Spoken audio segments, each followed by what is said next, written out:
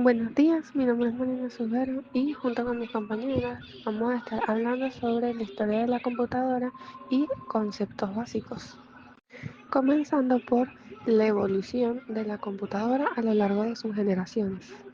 La evolución de la computadora consta de 6 generaciones, teniendo como primera generación, que abarca del año de 1940 al 1956, los tubos al vacío. En la primera generación, las computadoras usaban tubos de vacío, lo que las hacía grandes, lentas y con alto consumo de energía. Se programaban en lenguaje de máquina y eran utilizadas para cálculos científicos y militares.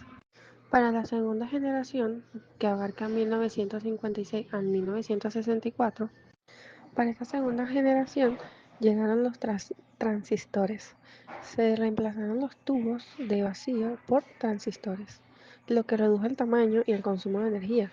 También se introdujeron los primeros lenguajes de programación como el Fortran y el COBOL. En la tercera generación, de 1964 a 1971, llegaron los circuitos integrados. Aparecieron los circuitos integrados, lo que permitió que las computadoras fuesen más pequeñas y más rápidas. También surgieron sistemas operativos más avanzados y la multiprogramación. Para la cuarta generación, que abarca 1971 a 1980, llegaron los microprocesadores. Se desarrolló el microprocesador integrado en circuitos en un solo chip. Para esta generación también nacen las computadoras personales.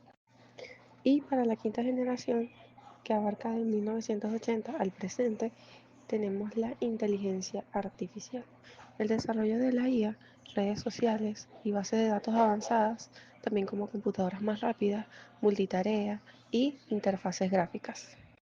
Y por último tenemos la sexta generación, que abarca desde el presente y se estima el futuro. Tenemos la computación cuántica y la nanotecnología.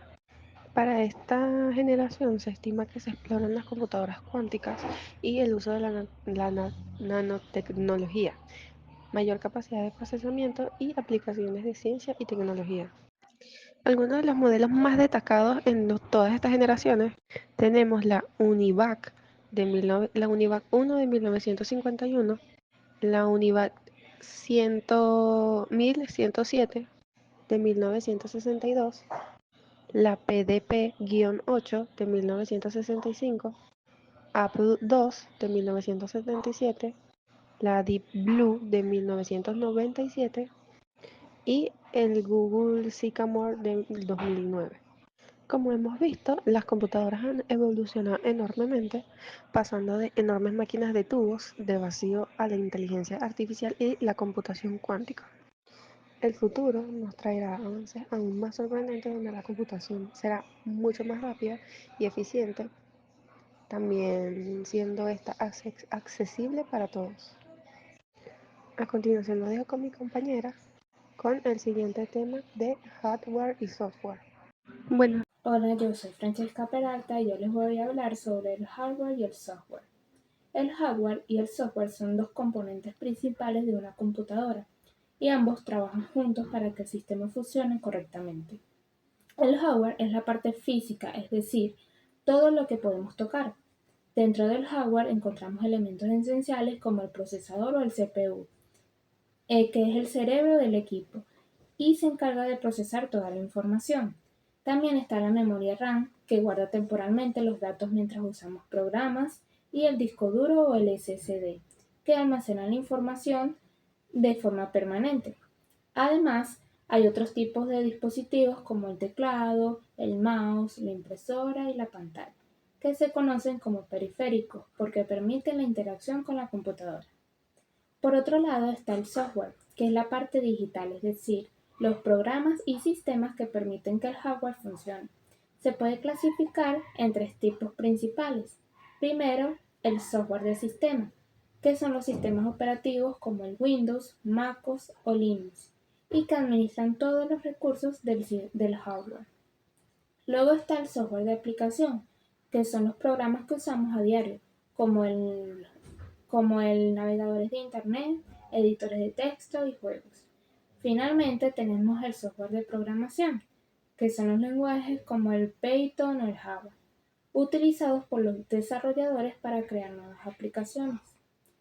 Para entenderlo mejor, podemos compararlo con un teléfono celular. En este caso, el hardware sería la pantalla, el procesador y la batería, mientras que el software serían las aplicaciones como WhatsApp, cámara o, o el sistema operativo que permite que todo funcione.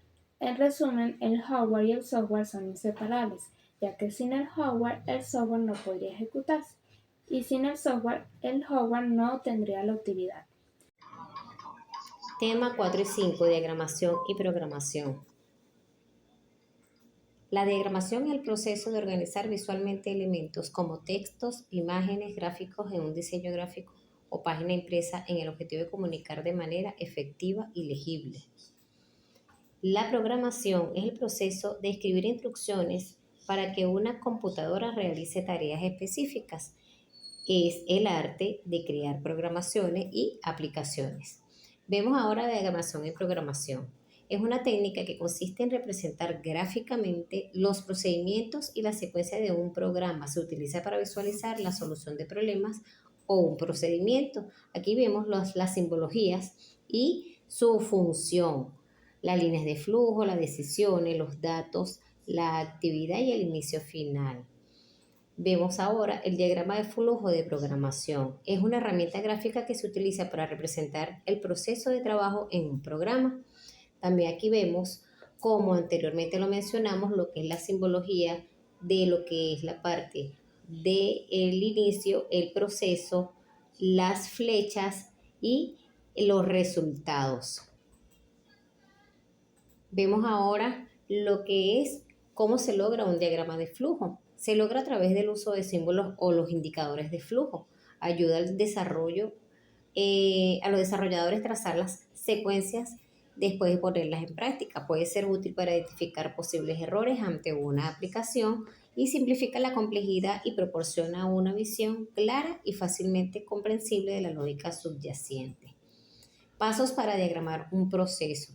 Primeramente, identificamos el problema, hacemos una lluvia de ideas, determinamos los límites, determinamos la secuencia de los pasos, dibujamos las figuras básicas y ajustamos los últimos detalles para tener las principales figuras de realizar el diagrama de flujo, que es terminador e iniciador, que es la figura que se utiliza para mostrar el inicio del proceso y también donde finaliza el proceso.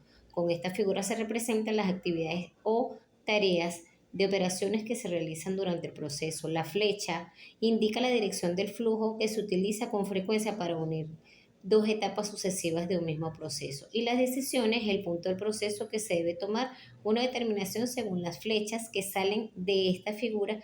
Se determinan las acciones a seguir.